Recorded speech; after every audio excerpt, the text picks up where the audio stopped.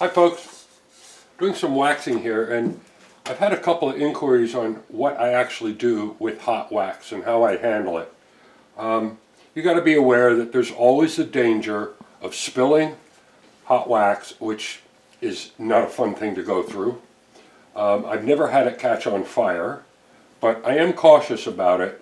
I do keep it in a pan, so any overflow stays in the pan. What I do is we buy this at a hobby shop like Joann's or Michael's or something like that, and it's just paraffin wax that's used to make candles. It's not terribly expensive like Gulf paraffin wax, which is expensive. I don't mix anything in with it. Some people tell me they put kerosene in it to thin it out. I don't find that necessary. I also don't want to breathe those fumes. Temperature for this, it's in an old frying pan, electric skillet. I don't know what you really call it, but I found it at a flea market 30 years ago. I discovered you got to keep the wax hot enough to spread smoothly on pots with a brush or by dipping, which is primarily what I do. And to do that, to keep it hot enough but not offensively smoking, I keep it at 325 or a fraction below.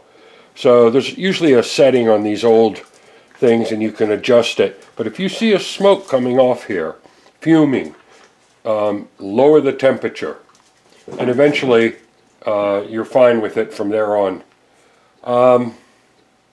I use hot wax because I don't like waiting for wax emulsion to dry. You can buy jars of wax resist. It takes time for it to dry. I just find this much quicker for what I do. So I just kind of have a level here going on, and I try and do the same thing here. Now over here I picked out the next kiln load or shelf load for the kiln, which I'm glazing today and tomorrow. So you get a prop, you figure out what is going to be within reasonable height of that prop, and then I come and wax it all, then I glaze it, and I load it, and I move on to the next shelf. But there's usually three things that I have to pay attention to when I'm waxing. One is cleanliness of the pots. These pots haven't been sitting in the studio for a very long time, so they're not terribly dusty. But you give them a quick blow. If you see anything sharp or rough at an edge, like here, I use these. These are wallpaper or drywall sanding blocks, and you just sort of hit it like this and brush it away. And that seems to do the job.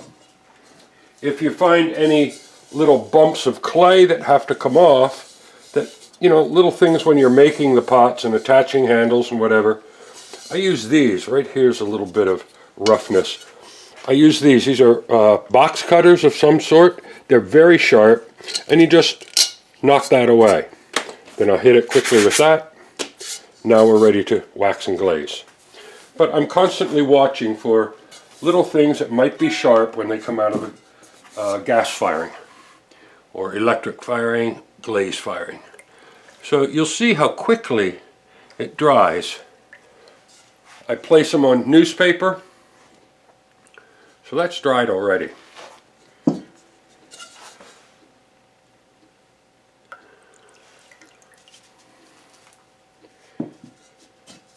Now, if I've got a cut-in foot or raised foot, like this, I'm going to treat that a little differently when I'm waxing.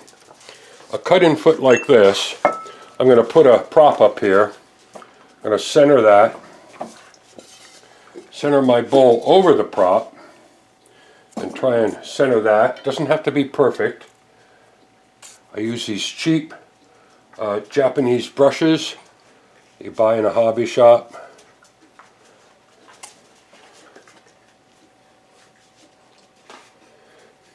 I don't want to dribble wax down the side of the pot. If that happens, my solution is to re-bisque the pot.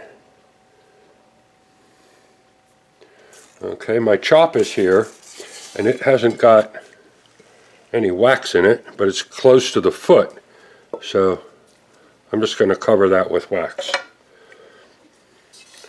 Okay, Now, this kind of raised foot, I have a heavy duty, small Shimpo banding wheel here.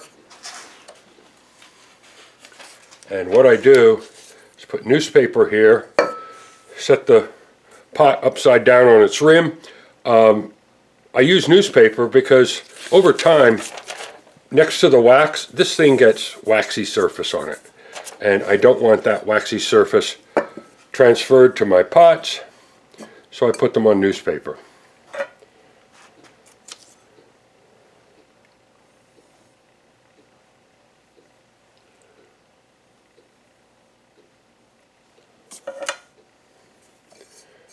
And that's good enough for this one. So I'm just going to move through the whole lot of them. Mugs.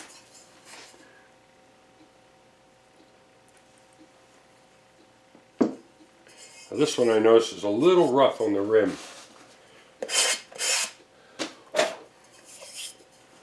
When you blow dust out of a pot, blow it over your shoulder. It goes that way.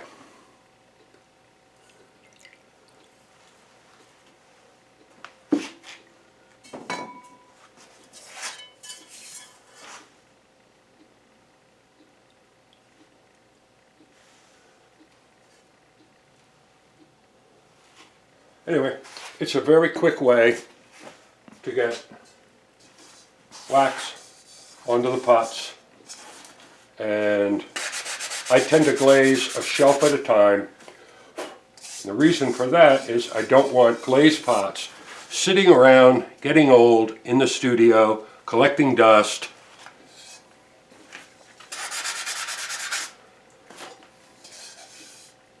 Now, there's an air pocket here, so I just go back in again, so I missed a spot. A little bit at an angle, and it gets picked up. Of course, you don't want to turn the pots over too fast, and watch that run, that wax, so I just take it slowly.